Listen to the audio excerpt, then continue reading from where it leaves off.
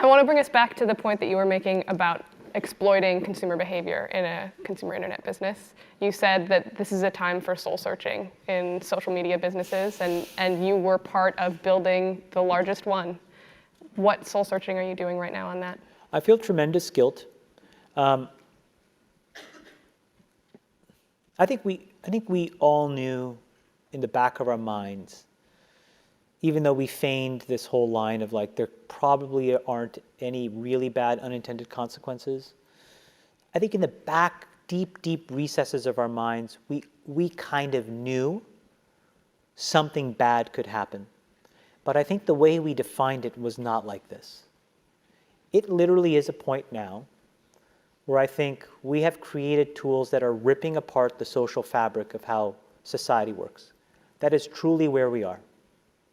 And I would encourage all of you, as the future leaders of the world, to really internalize how important this is. If you feed the beast, that beast will destroy you. If you push back on it, we have a chance to control it and rein it in. And it is a point in time where people need to hard break from some of these tools and the things that you rely on. The short-term dopamine-driven feedback loops that we have created are destroying how society works. No civil discourse, no cooperation, misinformation, mistruth. And it's not an American problem. This is not about Russian ads. This is a global problem. So we are in a really bad state of affairs right now, in my opinion. It is eroding the core foundations of how people behave by and between each other. And I don't have a good solution. My solution is I just don't use these tools anymore. I haven't for years. It's created huge tension with my friends, huge tensions in my social circles. If you look at my Facebook feed, I've posted maybe 2 times in 7 years, 3 times, 5 times.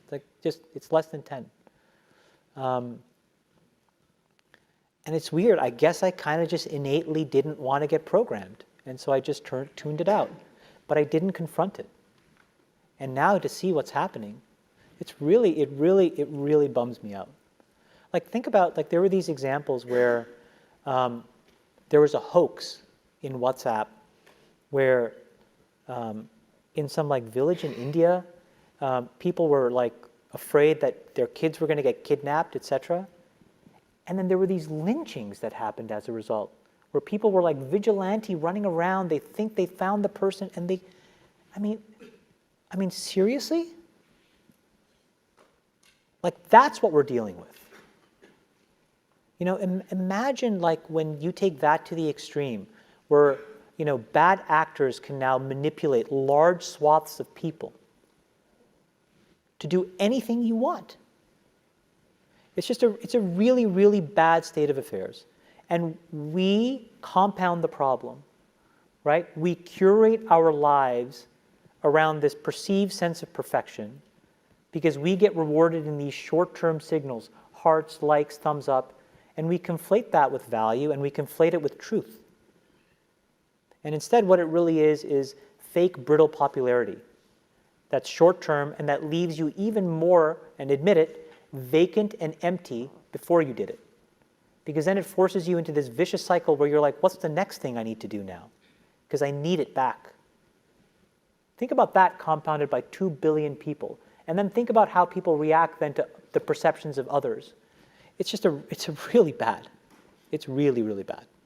It sounds like you're taking deep personal responsibility also in being a part of it.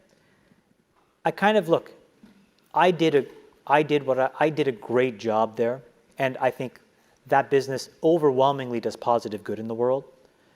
Where I have decided to spend my time is to take the capital that they rewarded me with and now focus on the structural changes that I can control.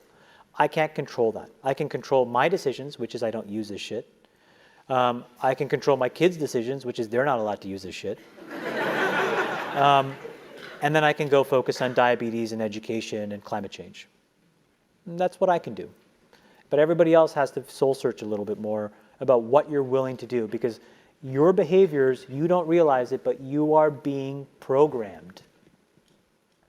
It was unintentional.